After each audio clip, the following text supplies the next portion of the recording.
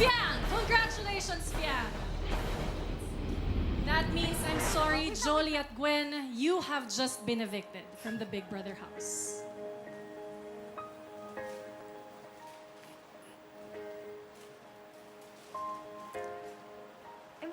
Pwede na ba mag-react? Fiang, makakabalik ka na sa loob ng bahay.